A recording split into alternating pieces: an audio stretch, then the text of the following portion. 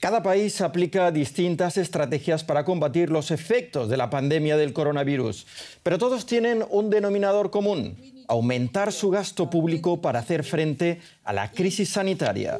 A nivel mundial, el Fondo Monetario Internacional estimó que se han gastado unos 12 billones de dólares en amortiguar el golpe de la COVID-19, algo que ha llevado a que la deuda pública mundial alcance su máximo histórico.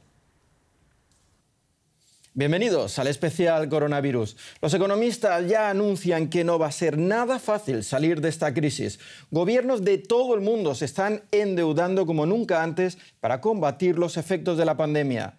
Y muchos de ellos aún acumulan grandes deudas de la pasada crisis económica del 2008. ¿Quién devolverá estas grandes sumas de dinero y cómo? Echen un vistazo.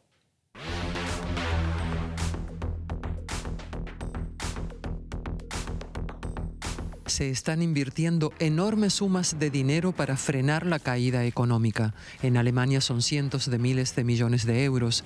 En India, en China y los Estados Unidos son billones. Los gobiernos han tenido que solicitar como préstamo la mayor parte del dinero, pero ¿quién pagará esas deudas? ¿Serán los ancianos de hoy o los jóvenes? Gran parte de la deuda pública debe ser devuelta dentro de algunas décadas. Eso significa que la cuenta le llegará a la juventud actual. En muchos países ya se están eliminando puestos de trabajo y de capacitación. Y también es posible ya ver en el panorama futuro recortes de gastos y mayores impuestos. Así que ¿serán los millennials de hoy los mayores perdedores de la crisis por el coronavirus? No necesariamente, de hecho, hasta puede que los beneficie si las inversiones se enfocan en redibujar el futuro, con educación, digitalización y protección al medio ambiente. Si las empresas se mantienen en pie, sería posible recuperar las plazas laborales perdidas. Al fin y al cabo, los poseedores de bonos del gobierno deberían recuperar sus inversiones. La juventud actual heredará la deuda pública, pero algunos de ellos también heredarán los bonos de deuda pública. Así, los miembros de una misma generación estarían pagándose entre sí. Si una economía crece de forma sólida, pagar las deudas no debería ser mayor problema. Las crisis prolongadas, por el contrario, representarían un desastre. La inflación, las bancarrotas y el desempleo masivo afectarían mucho más a las generaciones futuras que heredar una montaña de deuda pública.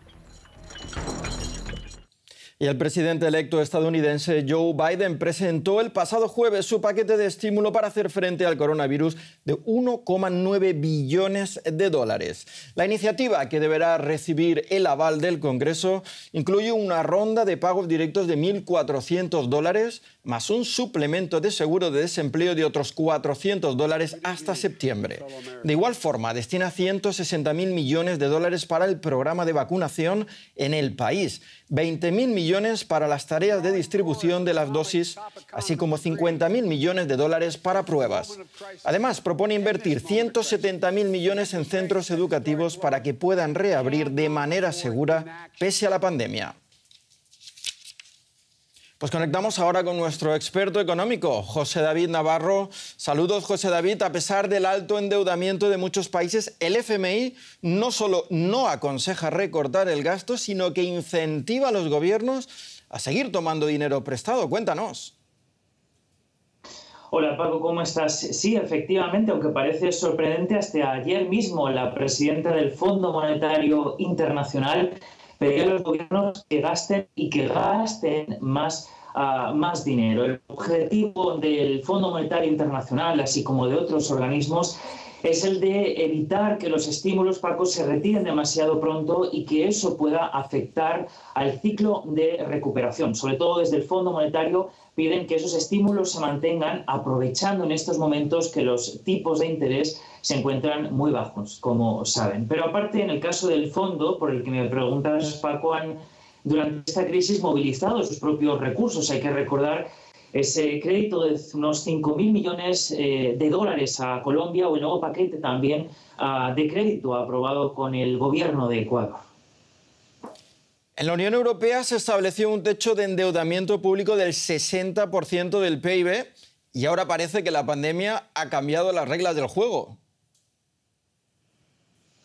Sí, Paco, ha sido un total cambio de paradigma y yo creo que el mejor ejemplo de ese cambio lo tenemos precisamente aquí en Alemania, un país que durante la crisis de Grecia y la crisis del 2008-2009 era uno de los mayores paradigmas de esa austeridad, ¿no? Por la que tantas manifestaciones y tantas quejas hubo en el sur de Europa. Ahora Alemania es, de hecho, el país europeo que más dinero ha movilizado para ayudar a sus propias empresas. De hecho, ya su endeudamiento este año está por encima del 70% en relación a su Producto Interior Bruto, y lo cual va a ser una carga para las futuras generaciones de alemanes, los jóvenes de ahora, los adultos del futuro, y va a ser un reto también para los futuros gobiernos de Alemania, considerando el problema que afronta este país, que es el envejecimiento de su población. Sin embargo, José David, el Fondo Monetario Internacional también ha advertido de grandes riesgos para los países en desarrollo. ¿Por qué? Sí, claro, porque, Paco, estamos hablando, por ejemplo, de Alemania, o pongamos el ejemplo de Estados Unidos, ¿no? Son países con unas bases fiscales muy fuertes, pero todo este endeudamiento para afrontar la pandemia se está haciendo en un momento en el que los tipos de interés son bajos. ¿Qué va a pasar o qué podría pasar si esos tipos de interés cambian? El pagar la deuda va a ser mucho más difícil, especialmente para los países en vías de desarrollo y los países pobres. Hoy, por ejemplo, hemos tenido la oportunidad de hablar con Andrew Powell, que es economista del Banco Interamericano de Desarrollo, y nos comentaba que una forma de salir de esta solución, de una forma, de sobrevivir a esta situación, es reforzar la credibilidad que tienen las instituciones financieras en determinados países. Le preguntábamos específicamente por el caso de América del Sur y él nos decía que como la fiscalidad, los impuestos ya son altos en estos países del sur de América, lo más importante allí sería aumentar la eficacia con la que se recaudan los impuestos para que con el dinero que se recauda a través de los gobiernos se pueda realmente reducir la brecha social, es decir, se pueda resolver uno de los problemas, Paco, que tiene América del Sur, y es la desigualdad social. Para finalizar, José David, la pregunta que todos nos hacemos en estos momentos es ¿cuándo se va a revertir esta situación de crisis? ¿Para cuándo el ascenso económico tan anhelado?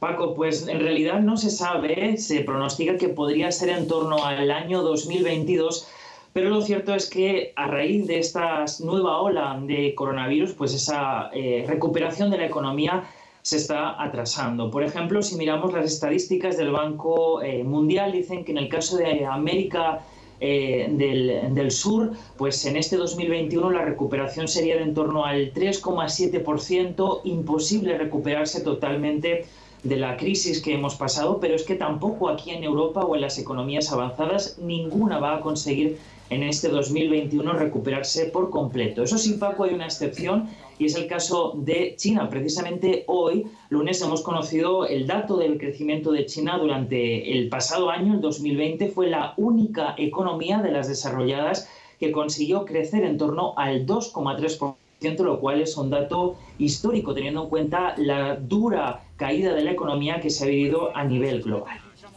Bueno, pues parece que el resto aún tendremos que esperar un poco. José David, muchas gracias por esta conexión desde Frankfurt. Obviamente los países ricos tienen mayor capacidad de reacción frente a esta crisis sanitaria sin precedentes, pero existe una zona donde la desigualdad en esta lucha contra el coronavirus es bien patente. Hablamos de Oriente Medio. Mientras Israel destaca mundialmente por su estrategia de vacunación con un 20% de su población ya inoculada, en los territorios ocupados palestinos no se ha inyectado ni una sola vacuna. Un centro de pruebas de COVID-19 en Ramallah, Cisjordania. Las tasas de contagio en los territorios palestinos ocupados han sido altas en los últimos meses. Hasta ahora, la gente aquí ha tenido que esperar para ser vacunada. Mientras tanto, en el vecino Israel, la campaña de vacunación ha sido vertiginosa. Asociaciones de derechos humanos han criticado a Israel por no ayudar a financiar o a proveer de vacunas a los palestinos en los territorios ocupados. Pero esta semana el gobierno palestino anunció que se ha asegurado las vacunas de varias compañías. El Ministerio de Salud firmó un acuerdo con 4 empresas para importar vacunas. Los cargamentos llegarán en los próximos 2 meses. Comenzaremos a vacunar al personal médico, ciudadanos mayores y pacientes hasta que hayamos alcanzado al 70% de la población de Cisjordania, Gaza y Jerusalén. La perspectiva de la llegada de la vacuna ha sido bien recibida, aunque con algunas reservas. Todos queremos recibirla para sentirnos aliviados psicológicamente, pues estamos en un permanente estado de angustia. Sin embargo, quieren importar la vacuna rusa y nosotros no confiamos del todo en esa vacuna. Espero que al final recibamos la vacuna adecuada y acabar por fin con esta crisis que ha afectado a todos los sectores del país. Pero los palestinos contarán con alternativas. Las autoridades han firmado un acuerdo con el programa COVAX de la Organización Mundial de Salud. Este busca ayudar a los países con bajos ingresos a obtener una buena provisión de vacunas para alrededor del 20% de su población. Y antes de irnos, el impacto económico de la pandemia está dejando a algunas comunidades pobres sin otra opción que recurrir a la utilización de los recursos naturales para satisfacer sus necesidades diarias. Eso incluye la destrucción de los hábitats de los lémures, pequeños primates nativos de Madagascar. El grupo de conservación WWF ha emitido una advertencia de deforestación mundial y dice que Madagascar está muy afectado. Casi todas las especies de lémur se enfrentan a la extinción.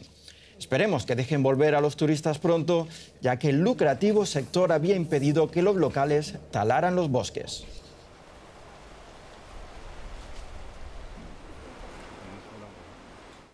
Pues hasta aquí nuestro especial coronavirus. Gracias por su confianza. Ya saben que pueden seguir estos y otros temas por nuestra página web y redes sociales. Cuídense mucho. Hasta pronto.